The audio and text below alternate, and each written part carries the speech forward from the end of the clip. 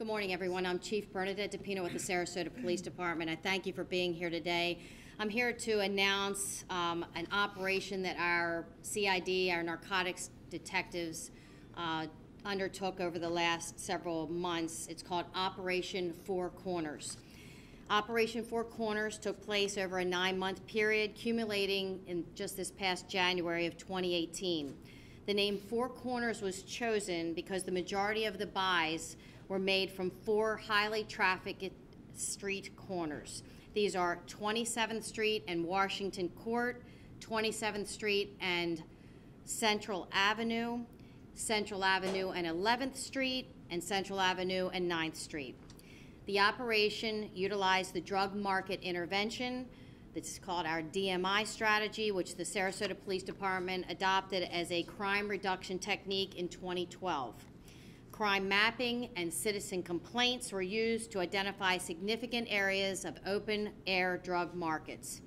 Undercover detectives were utilized in identifying the dealers in these areas and began making covert purchases of the illicit narcotics from those involved. Every drug transaction was captured via video and audio surveillance techniques.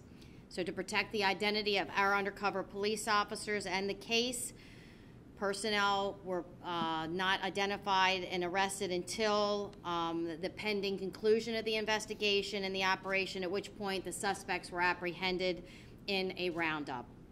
As a result of this operation, we have the following statistics for you.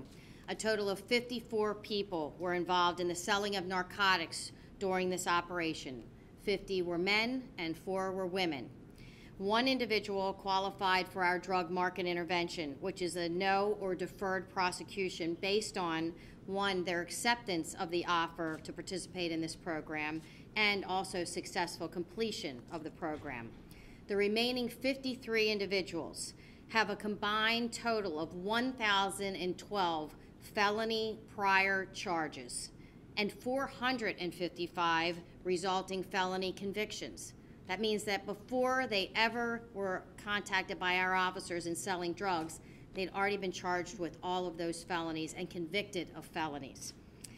5 of these individuals had over 20 felony convictions on their record prior to contact with our officers in this case. They have a combined total of 905 misdemeanor charges, with 457 resulting in misdemeanor convictions. All told, this is 1,917 prior charges and 912 prior convictions for the past criminal violations. As of today's date, we have arrested 49 of the 53 individuals, resulting in 93 new felony charges and 8 new misdemeanor criminal charges. 2 of these suspects will be facing federal prosecution. In addition to the seized narcotics, 7 firearms, including 1 AR-15, were recovered. We are still actively looking for 4 individuals off of our list, and we are asking our community to help us find and identify and arrest these individuals. The first is an African-American male named Timothy Newsom, date of birth 12/24/73, and he is wanted for sale of cocaine within 1,000 feet of a school. The second individual is an African-American female named Lazari Roll, date of birth 12/8/74. She is wanted for the sale of cocaine within 1,000 feet of a public housing. The third individual is an African-American male named Daryl Peterson, date of birth 10/21/85, for the sale of cocaine within 1,000 feet of a daycare center. And there are 3 counts against this individual for that. And the last is a Caucasian male named Adam Perez, date of birth 10/1/91, and he is wanted for the sale of cocaine within 1,000 feet of a park. You'll notice that these 4 individuals that are still wanted are wanted for serious crimes that are impacting our neighborhoods and our community, schools, parks, our housing authority. It's very dangerous, and we're hoping that our community can help us apprehend these last individuals. We are also still looking for 1 suspect from our last operation, Operation Cornerstone. This individual is an African-American male named Daryl McNeil, date of birth 1/11/79, and he is wanted for the sale of cocaine within 1,000 feet of a park. Senior members of our state's attorney's office have met with our Sarasota Police Department detectives. They have reviewed the case and criminal history of each of these individuals, and they're involved in helping us to prepare for prosecution strategy in these cases. I am proud of the bravery of our narcotics investigators. Their commitment to our community is unsurpassed. They risk their lives every time they go out to make these purchases. Drug crimes within our community cause just about every other crime within our community. Robberies, shootings, homicides, thefts from vehicles, burglaries, just thefts in general. Just about every crime that we deal with has something to do with the sale and possession of illegal narcotics. And that's why our department and our narcotics officers are committed to our community. And I want to take this time to thank the citizens in our community who continue to share vital information with us about drug dealing that's going on within our community. Your partnership is invaluable, and we couldn't do this without your support. Message to the drug dealers, and unfortunately I've had to give this message over and over again, and apparently they're not listening, but we are coming after you, and we are not letting you sell drugs in our community. You're not taking over the neighborhoods in the city of Sarasota, and we are committed to doing everything we can to stop you and your drug activity. We also are here to help individuals that have addictions or have economic challenges. So there's really no excuse for continuing to sell drugs in our community. And we are going to be ever vigilant, especially when firearms are involved. And you notice in this case we had an AR-15 that was taken out of one of these cases. And you've seen nationally the dangers of this type of a weapon when it comes to our children and our law enforcement officers. And I personally am committed to making sure that this stops. And that's why, again, I'm proud of the investigators, the leadership of Captain Stanish, who unfortunately is about to retire at the end of this month, and also Lieutenant Mayforth for their leadership in bringing this operation together. We will continue to work with our community, we'll continue to work with our state's attorney's office, and we'll continue to work with our local, state, and federal partners to bring these individuals to justice and also find and target any other drug dealers in our community. Thank you for being here, and I will now answer any questions. Chief, tell us, how bold are some of these guys? You mentioned some of them sold your parks, churches, daycares. How bold are some of these folks that you caught? I think the answer is just look at where they are selling it. They are selling it in probably some of the most vulnerable areas within our community, near our kids that are playing in parks, near our kids that are going to school every day, and in areas that have challenges and shouldn't be targeted. So we're not going to let that continue to happen. So I think they're pretty darn bold, but guess what? We're bolder. Chief, I know all of these suspects are entitled to a bond, but with all of these cases that you've made in their previous histories, are you working with the state attorney to go off the bond schedule to keep them in jail so they don't come back to our community? Well, we will work with the state's attorney's office and had, as I told you, to look at how our prosecution strategy is, and we have to let the justice system take that, and there are protocols in place to ensure that people are given fair opportunity to get bonded out. We're hoping, because of the seriousness of this charge, is that they aren't going to be back out on our street anytime soon, and we're going to be committed, and I know our state's attorney's office is committed to making sure that they stay in jail for as long as they can. But as part of the strategy, trying to get off the bond schedule and increase the bond? I don't know. I know you don't want to talk, but if you want to respond to that. It's not necessarily getting an increased bond. They're entitled to bond. A lot of them have already made bond. It's making significant prison offers on these cases. So we've assigned our best prosecutors to handle the cases, and we are taking a very hardline approach on these types of cases, the DMI cases. We've always historically done that, and we are going to continue to do that until we, get these folks off the streets. Your name, sir? Craig Schaefer from the State Attorney's Office. Are you the State Attorney? I'm the Chief Assistant State Attorney of Sarasota. Any specific drugs sold more than others within this group? I would have to tell you, you have to take a look. Cocaine is one of the most significant drugs that we're seeing, but our officers were buying whatever they were selling. And I could tell you, we all know that we have an opioid problem within our community. We have problems with different synthetic type drugs, and including marijuana. So it's a well-rounded group of types of drugs that are being sold within our community. Do you believe that arresting the street-level dealers will ultimately stem the flow of drugs in the community, or is the ultimate goal to go after the kingpins or the distributors, or maybe get these folks to flip on them? The strategy when dealing with drug dealers is that you hit it from every level. You hit the people that are the buyers, and you try to get them into addictions programs and turn them away from it. We also identify the lower level street dealers that have a very minor past history without any violence, and that's where the DMI strategy comes in, and try to redirect their life in a different direction and give them an opportunity to get out of the drug dealing life. And we absolutely are dealing with these street level dealers because they're carrying weapons, they're dangerous to the community, they're causing fear within our neighborhood, so we have to target them, but we absolutely will continue to move up and get it at whatever the greatest source that we possibly can. That's why I said to you, we're working with our federal partners. So if we can identify where it's coming from, because of course no one's growing any of the plants and the drugs here specifically, so it is coming from other locations. So we're absolutely working to try to identify that. This is a multi-pronged approach. You know, some people say, well, why? As soon as you arrest one off the corner, another one's going to come into their place. That's why we're working on this strategy and working with our state's attorney's office to show people within our community, and I hope this is a lesson to anyone that's thinking about selling drugs, is that we are going to come after you, and we are going to get the most serious violations we can with this initiative to hopefully put you in jail for a long time. And there are alternatives. Work with us. We will help you get addictions counseling and help you overcome addictions if that's the issue. But I find most drug dealers aren't the ones that are addicted to drugs.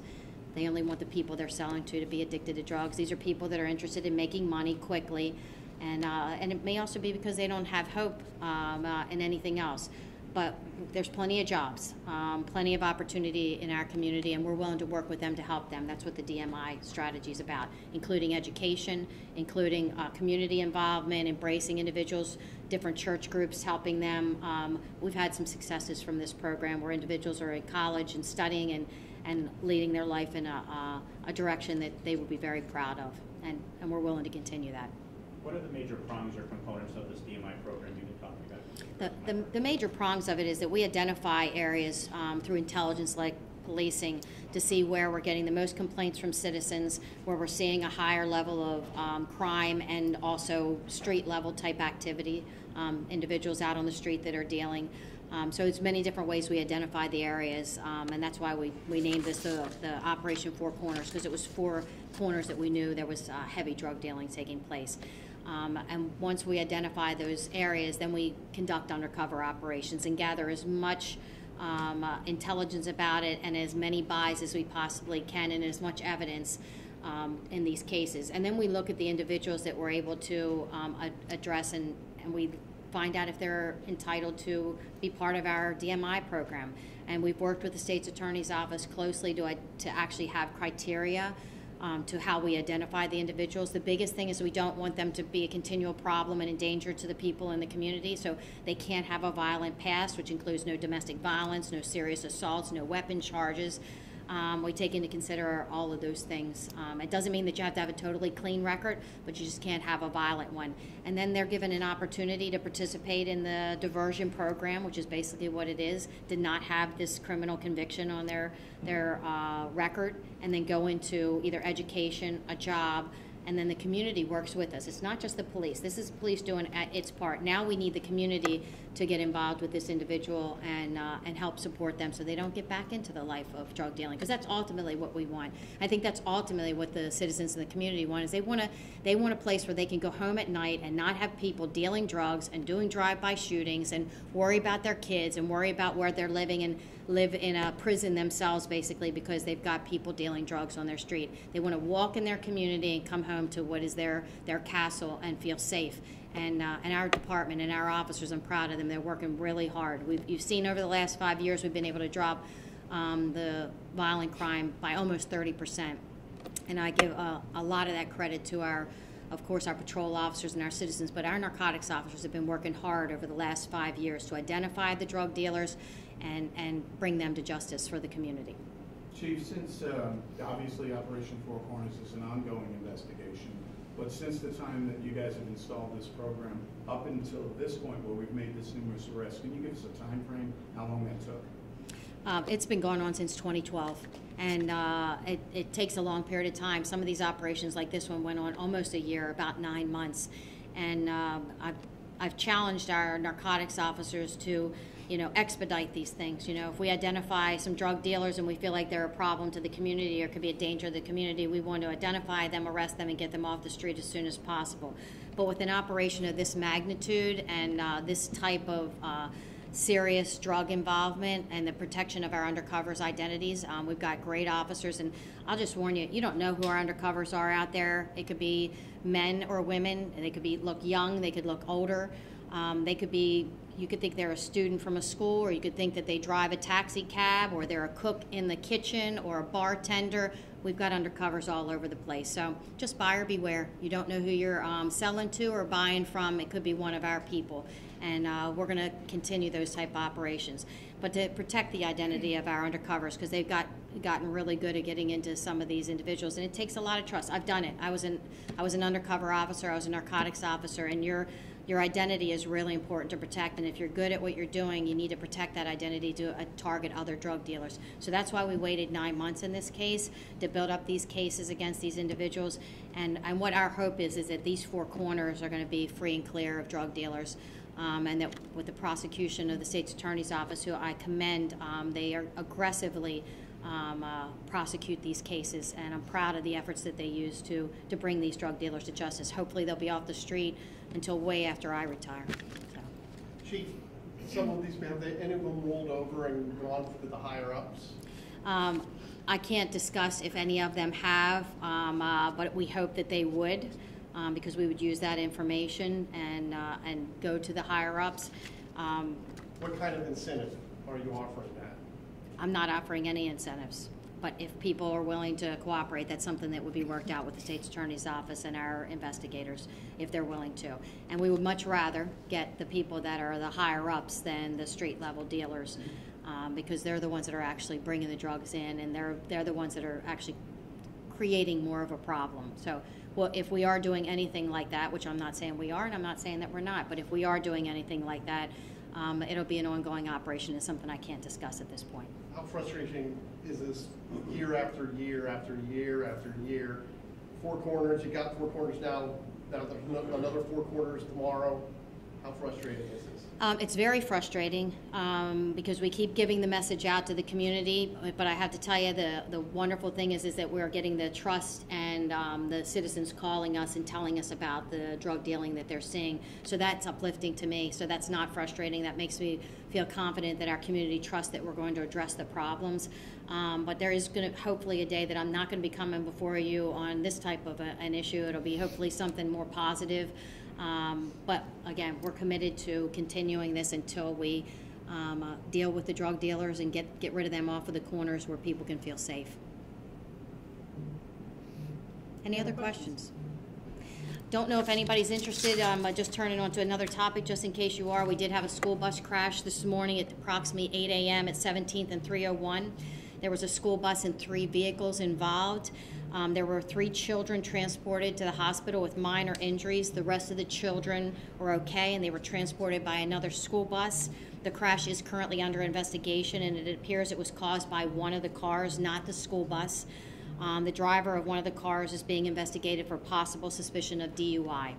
So if anyone has any other information that they need from that, you can contact Genevieve. We will be putting out copies of all of the photos and the weapons and the drugs that were seized, and a press release for all of you. Genevieve will get that out. We were just tied up on this school bus crash this morning.